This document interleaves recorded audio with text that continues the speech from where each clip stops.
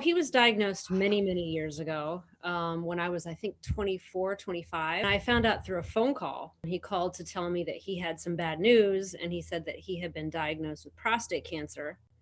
And at the time, I remember thinking that it couldn't be true, or it would be, he'd go for another test and find out that it wasn't something that was really happening.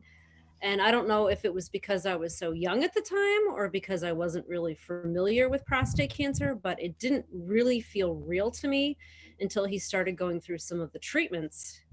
And I started watching him experience some of the side effects, which for him were kind of debilitating. My dad was actually a prostate cancer, a medical oncologist who was looking into prostate cancer. He didn't specialize in prostate cancer at the time, but he was doing some clinical trials at NIH that dealt with prostate cancer. And before that, he had been at NIH working on breast cancer and ovarian cancer. So when you're young, things don't really seem real to you. Life and death issues don't always seem real to you when you're quite young. You still view yourself and the people around you as being, immortal. I remember thinking that he sounded scared, which threw me because I didn't think I'd never heard him sound scared before. I'm not scared because I really didn't realize how bad his diagnosis was, or was it because I didn't want to believe that it was as bad as it was? Because I remember being thrown that he was scared. I remember feeling for the first time that, now I'm 47, so now things have changed a bit. But that was probably the first time in my life I remember thinking of one of my parents as vulnerable. In June of that year, I was supposed to go to Europe to teach English for a year with my boyfriend. By August, we came back.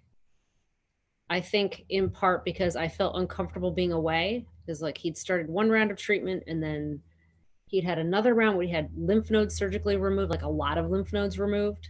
And so we came back, and we actually came back and moved in with my parents for 3 months with my boyfriend. I still can't believe they let me do that, but moved in with my boyfriend for a couple months. A lot of the doctors told him that he probably wouldn't make it. It was, and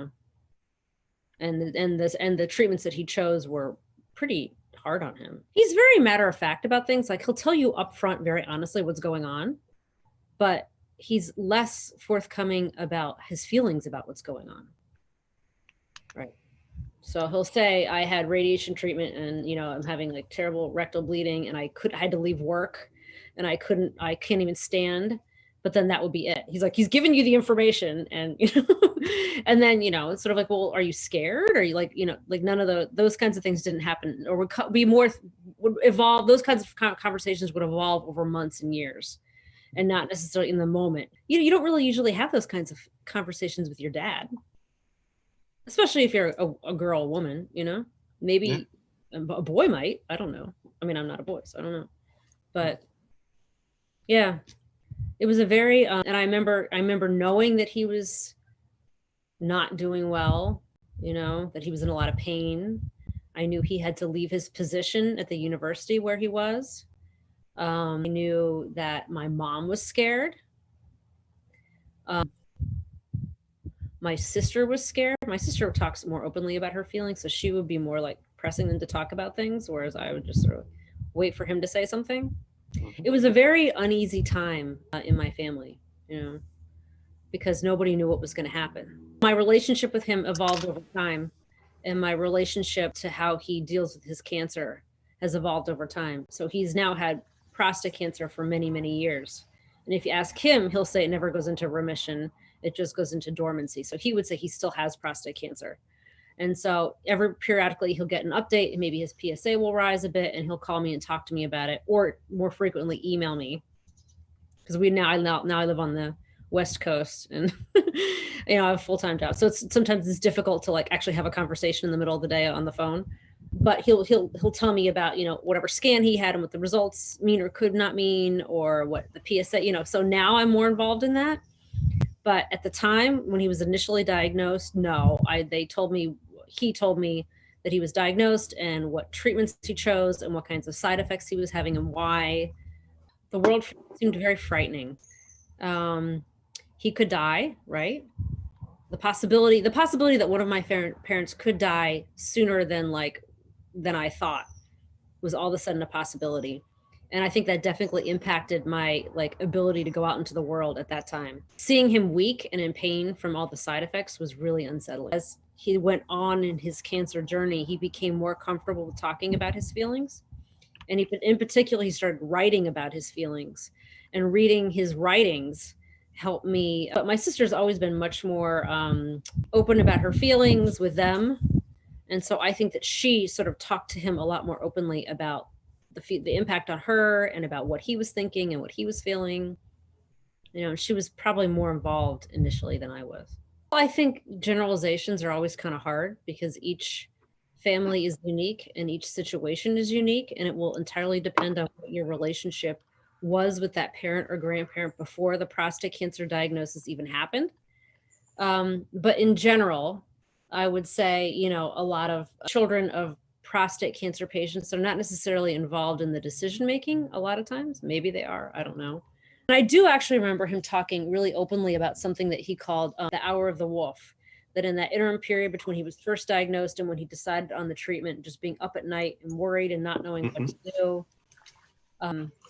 And so we were very involved in that initial, like we knew something, we knew he'd had the diagnosis and we knew he didn't know what to do. And we knew there was tension and anxiety and worry about that, about not knowing the direction to go in. You know, like I knew it was going to happen this, you know, in my going on in my head, creating all these scenarios, and it turned out to be nothing. It was just, I don't know what it was, but I remember thinking at the time that must have been kind of what he was feeling like, you know, that like, there's that, you know, what's going to happen? Is this going to be it? You know, how will, if this is it, how will it unfold? Like, will I, you know, be painful? Will I say or do things that I would not be proud? You know, like, how will I die? Will I die well? You know, those kinds of things. I think because my dad didn't die of his prostate cancer, the lesson ended up being about how to persevere through extreme fear and pain and trauma and still maintain a positive attitude, even when you don't know how things will turn out. Yeah. But again, my experience with my dad was that he didn't die. He has been fine. He went through some terrible times. He went through some times where he was frightened and when he was weak, but he persevered through all that with, I would say, a pretty positive attitude overall. Treasure the relationship that you have. Spend the time now. Engage in real dialogue with them about what they're going through, not just as a son or a daughter, but as another person, right? I don't know, that's my biggest piece of it. That, like, it's so many calls, the prostate cancer diagnosis is a wake-up call, not just for them, but for you too. Your time is actually finite with your parent.